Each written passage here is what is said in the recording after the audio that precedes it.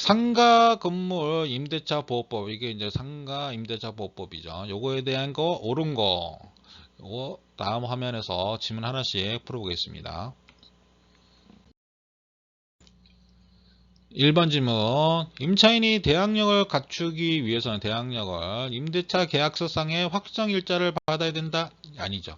대항력은 확정일자가 아니죠. 확정일자가 아니고 우선 변제 받는 게 확정일자고, 대항력은 건물의 인도, 사업자 등록, 주택임대차에서는 주민등록이고요.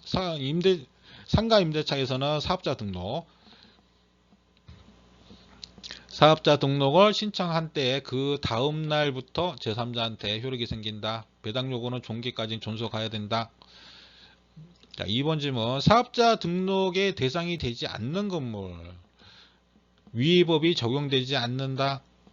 네, 여기 맞는 거. 요거는 맞는 거. 맞는 질문이죠. 2번은. 사업자 등록이 되지 않으면 지금 적용 범위라 해서 상가 건물의 임대차에 이제 상가 임대차 보호법이 적용이 되는데, 그 상가 건물이라고 하는 것이 사업자 등록의 대상이 되는 건물입니다. 사업자 등록이 대상이 되지 않으면은 상가 임대차 보호법의 적용을 받을 수가 없어요. 친목 자선단체 사무실의 일시 사용으로 사용되는 경우 적용되지 않습니다. 적용되지 않고요.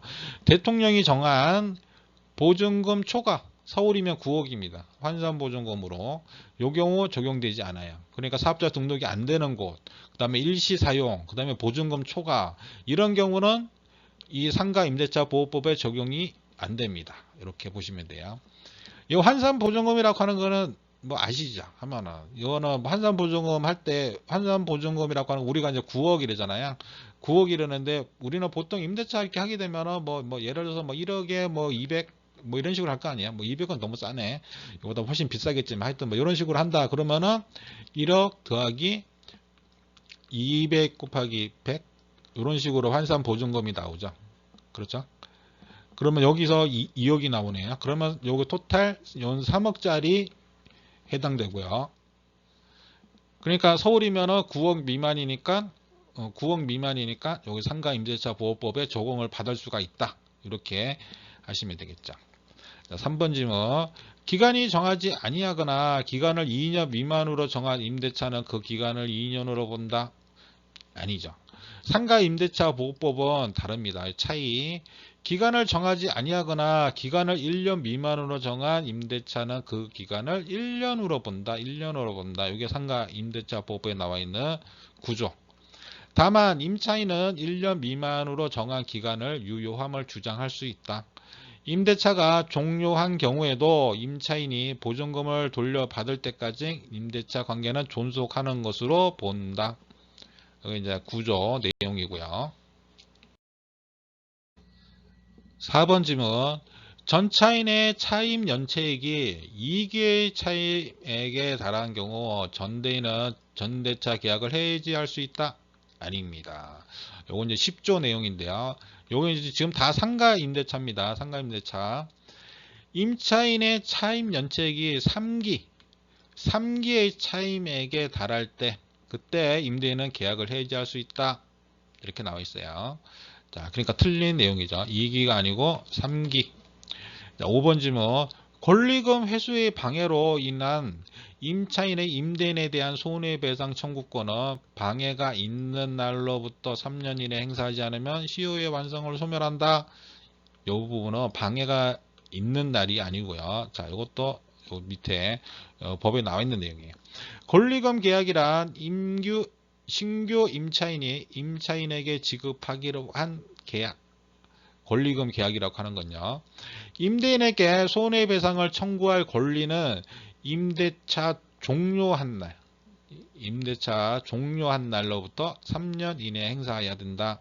여기 이제 법조문에 딱 나와 있는 내용이고요. 임대인은 임대차 기간이 만료 6월부터 임대차 종료 시까지 임차인이 주선한 신규 임차인이 권리금을 지급하는 것을 방해해서는 안 된다. 이게 이제 권리금 회수 기회 보호라 그래가지고 이 부분, 권리금을 회수할 수 있는 기회를 줍니다. 이렇게. 이 방해받은 날이 아니고요. 언제 방해받았는지, 이날인지 아는 게 아니죠. 임대차 종료한 날 기준입니다.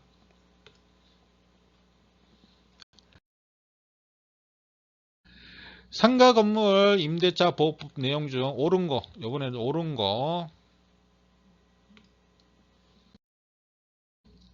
1번 질문. 임대차 계약을 체결하려는 자는 임대인의 동의 없이도 관할 세무서장에게 해당 상가 건물의 임대차에 관한 정보를 요구할 수 있다. 아니죠. 이 내용 보실게요. 상가 건물의 임대차에 이해관계에 있는 자는 관할 세무서장에게 확정일자, 부여일, 차임, 보증금 등 정보 제공을 신청할 수 있습니다. 임대차 계약을 체결하려는 자는 임대인의 그 대신 동의를 받아야 돼요. 동의를 받아 정보 제공을 신청할 수 있다. 예. 이 계약을 하려는 자는 동의를 받아서 제공받아야 돼요. 이해관계에 있는 자는 이렇게 신청할 수 있어요. 이해관계 있는 자는. 계약하려는 자는 동의를 받아서 해야 돼요. 체결하려는 자. 체결하는 자는 동의를 받아서 이거를 신청할 수 있다. 3번 질문. 임차인은 임대인에게 계약 갱신을 요구할 수 있으나 전체 임대차 기간이 7년을 초과해서는 안 된다. 이것도 법정 보실게요. 임대인은 임차인이 임대차 계약 만료되기 6월부터 1개월 전까지 계약 갱신을 요구하는 경우에 정당한 사유 없이 거절하지 못한다. 이렇게 임차인이 이렇게 갱신을 요구해야 돼요. 최초의 임대차 계약 기간을 포함해서 전체 임대차 기간, 이게 전체입니다. 전체 임대차 기간 포함해서 10년을 초과하지 아니하는 범위에서 행사할 수 있고요. 임대인의 동의를 받아 전대한 전차인은 임차인의 계약갱신 요구권을 행사 기간 내에 임차인을 대위하여 행사할 수 있다. 이렇게 나와 있어요. 이 내용. 그러니까 여기 7년은 틀린 거죠. 7년은. 이게 이제 3번 질문이었고요. 2번 질문. 임차인이 임차한 건물을 중대한 과실, 본인한테 과실이 있는 거예요. 이게 중대한 과실이라는 얘기는 임차인이 과실을 했다는 얘기죠. 전부 파손한 경우 임대인은 권리금 회수 기회를 보장할 필요가 없다. 네, 맞는 질문. 2번이 맞는 질문이에요. 이 권리금 회수 기회라고 하는 거는 이제 임차인이 좀 약자니까 법으로 이제 보호를 하는 거잖아요. 좀 약자니까 약자를 보호한다는 걸로 해서 이게 생긴 거예요. 권리금 회수 기회가.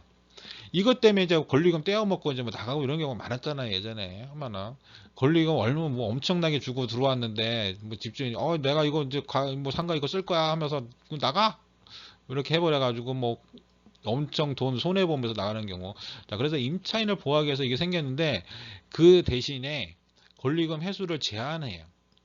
제한하는 경우가 이렇게 5가지가 있어요. 계약갱신 요구 거절한 정당한 사유가 있는 경우, 그 다음에 신규 임차인이 보증금 또는 차임을 지급할 자력이 없는 경우, 신규 임차인이 임차인으로서 의무를 위반한 경우, 유지하기 어려운 경우, 그 다음에 1년 6개월 이상 영리 목적으로 사용하지 않는 경우, 신규 임차인과 임차인이 권리금 계약을 체결한 경우, 이런 경우 해당됩니다. 권리금 회수 기회를 제한하는 경우가 요 경우인데, 요 경우 잘 보시면은 기본적으로 다 이해는 가시는데 혹 놓치는 경우가 요 계약갱신 요구를 거절한 정당한 사유라고 하는 건 뭐죠? 갱신 거절 사유는 지금 요거죠. 요렇게 8가지 계약갱신 거절 사유가 요거를 포함하는 거니까 요거 8개 포함, 그 다음에 요거 4개 포함, 요거 다 몽땅 뭐 하나만 해당이 돼도 권리금 회수기에는 보장이 안 돼요. 이렇게 생각하시면 돼요. 그래서 여기 4가지에서 문제 잘 안 되고 여기에서 돼요. 요 상황으로.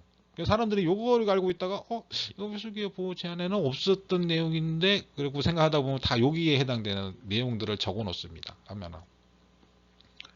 그러면 그냥 막 책만 보고 이제 공부하고 문제 안 풀어보고 이런 사람들은 몰라요. 그러니까 뭐 그런 경우 있어요. 자, 여기에 해당되는 거 포함, 여기 위에 거 포함 다 권리금 회수 기회를 보장할 필요가 없어요. 여기 뭐 계약갱신 거절 사유, 뭐 3기 차임 뭐 연체하고 거짓 부정한 걸로 임차한다든지 뭐 충분하게 합의 보상 뭐 해가지고 제공되는 경우, 동의 없이 뭐 전부 뭐 이 전대한 경우 많습니다. 자, 이런 경우 다 포함돼서 하는 거. 알고 계시고요. 4번 질문. 임대차가 종료한 후 보증금이 반환되지 않은 때 임차인은 관할 세무서에 임차권 등기 명령을 신청할 수 있다. 네, 맞습니다. 종료한 후, 요게 이제 종료 전에도 되냐 뭐 이런 식으로 질문 나오는 경우도 있고 그렇습니다. 종료한 후 반환되지 않을 때 요 두 가지가 조건이에요. 여기 1번, 2번 이런 식으로 종료한 후 보증금 반환되지 않을 때 임차권 등기 명령을 신청할 수 있어요. 자, 임차권 등기 명령, 보증금을 반환받지 못한 임차인은 소재지 지방법원에 임차권 등기 명령을 신청할 수 있고요. 임차권 등기를 마치면 대항력과 우선 변제권을 계속 유지를 하는 거죠. 취득하고 유지. 임차권 등기 명령의 집행에 따른 임차권 등기를 마친 건물을 그 이후에 임차인은 소액 보증금 최우선 변제를 받을 권리가 없어요. 임차권 등기와 관련된 비용은 임대인에게 청구할 수 있습니다. 자, 5번 질문.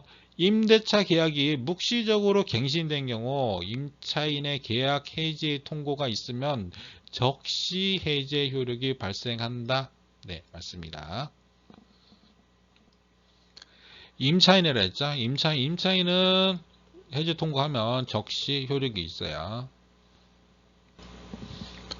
그래서 요 표로 뭐 이렇게 잠깐 표시해놨는데 요 내용만 아셔도 주택 임대차하고 상가 임대차 갱신 요구는 임차인이면 만료 6개월 2개월이고요. 이 상가는 6개월 1개월 요 차이. 그리고 이제 2년 하고 2년 1회에 대해서 1회만 2년 연장 이렇게 계약 갱신할 수 있다. 그리고 이제 상가는 이 전체 임차 기간 포함해서 10년을 초과하지 않는 범위에서 할 수 있다. 법적 갱신이 이제 이게 묵시적으로 된 거죠. 묵시적으로 된 거가 법적 갱신이죠. 이건 이제 기간 2년으로 한다는 얘기. 임차인은 언제든지 해지 통고할 수 있어요. 해지 통고하면 3년 경과하면 효과가 딱 나오는 거죠. 그러면서 바로 이게. 그리고 상가는 기간 1년으로 해가지고 법정 갱신 되면 1년입니다. 1년. 임차인은 또 언제든지 해지 통고합니다. 해지 통고하고요. 차임 전가도 뭐 이건 똑같은 내용이죠. 하면 5%. 이렇게 합니다. 요 차이 그냥 간단한 표 이렇게만 아셔도 네.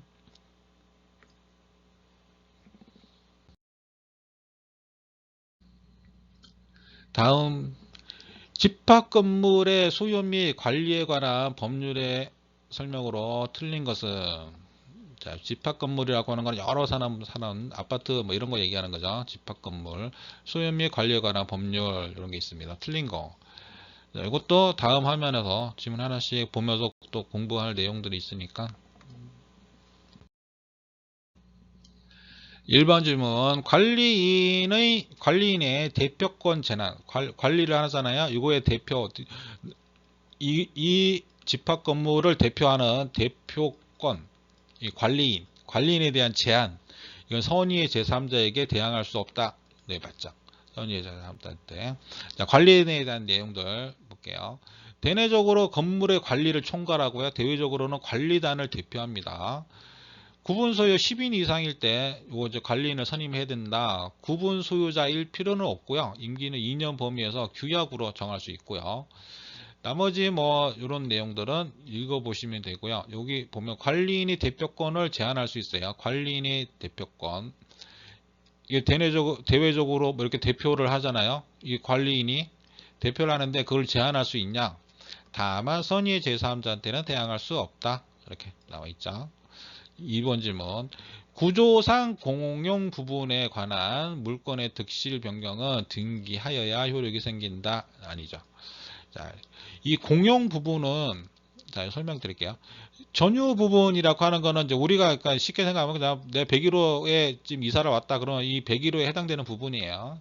구분 소유의 목적인 건물 부분, 구조상, 이용상 독립성이 있고요. 소유자가 구분 행위를 하는 거예요. 여기 뭐 101호 내 집을 얘기하는 거죠. 그 다음에 이제 공용 부분이 있어요. 아파트 같은 경우 이렇게 있는 거죠. 뭐 그러면 이 토지에 뭐 주차장도 있고, 뭐 관리실도 있고, 노인정도 있고, 막 놀이터도 있고, 막 있을 거 아니에요. 그 공용 부분이 있는데 그거를 두 가지로 나눕니다. 구조상 공용 부분, 그 다음에 이제 규약상 공용 부분 이렇게 돼 있어요. 구조상이라고 하는 거는 원래 이제 이 구조 자체가 이제 공용으로 쓰는 거예요. 이거는 승강기, 복도, 계단, 뭐 아파트 지하실, 지하 주차장 이런 것들. 구조 자체가 공용으로 쓸 수밖에 없는 상황이죠. 요거는 등기가 필요가 없어요. 등기가 필요 없습니다. 등기를 하지 않아도 그냥 같이 공용으로 쓰는 것들입니다. 규약상 공용 부분이 있어요. 규약에 들어있는 공용 부분, 놀이방이라든지 노인정 뭐 이런 게 있다. 그러면 노인정 있으면 노인정 보통 다른 건물이 있잖아요. 뭐 보통은 이제 관리실 건물에 딸려 있죠. 뭐 이런 식으로 이런 것들 공용 부분이라는 취지를 등기해야 됩니다. 등기. 이런 걸 이제 뭐 다른 건물로 해가지고 등기를 할 필요가 있는 거죠. 이거 뭐 근데 승강기, 복도, 계단 뭐 이런 거는 등기를 할 그런 게 아니죠. 그러면은 그러니까 이렇게 구분을 짓는다. 구조상으로 그냥 공용 부분, 그다음에 규약상의 공용 부분.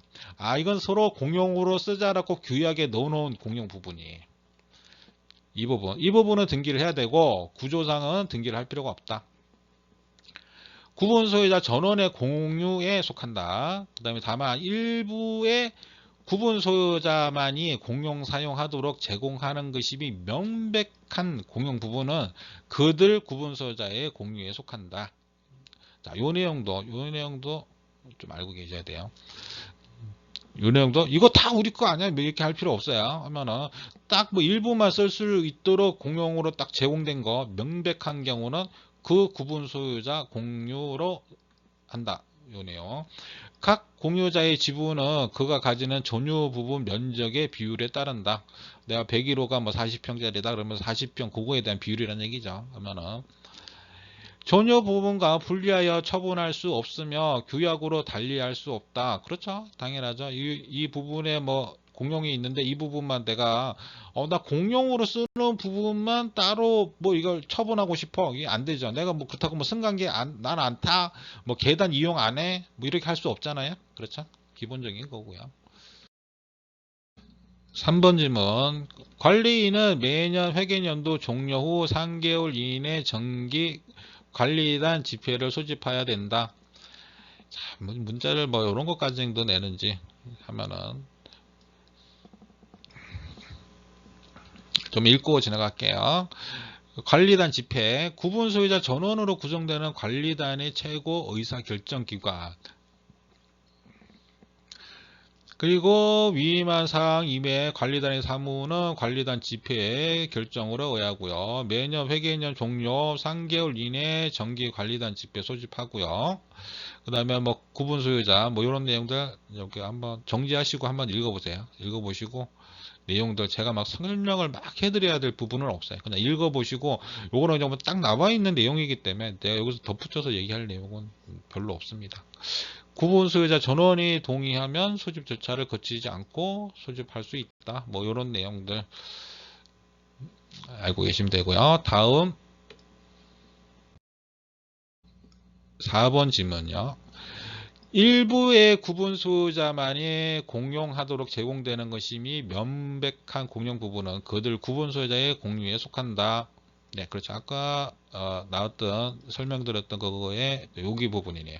다만 여기 일부의 구분 소유자가 공유하고 있는 게 명백하면 그 구분 소유자 공유에 속한다. 5번 질문.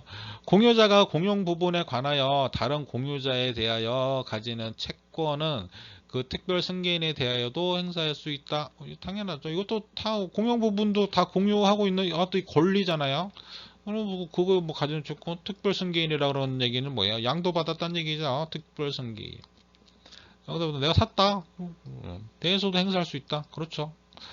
자, 요거는 요 내용 한번 보고 갈게요. 공유자가 공용 부분에 관하여 다른 공유자에 대하여 가지는 채권은 그 특별 승계인에 대하여도 행사할 수 있다.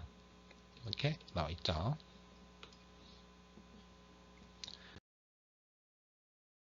다음 문제.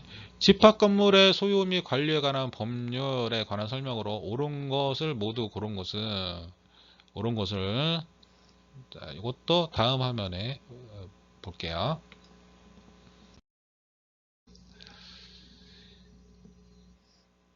자, 이 내용 먼저 보기 한번 보겠습니다. 분양자와 시공자의 담보 책임 부분이 있어요. 분양자와 시공자는 담보 책임을 부담해야죠. 담보 책임 부담해야죠. 뭔가 하자가 있으면은 이 사람들이 책임을 져야 되니까 당연히 담보 책임을 부담하고요. 특약에 의해서 분양받은 사람에게 불리하게 변경할 수 없다. 아주 기본적인 내용이죠. 딱 들어가 있고요.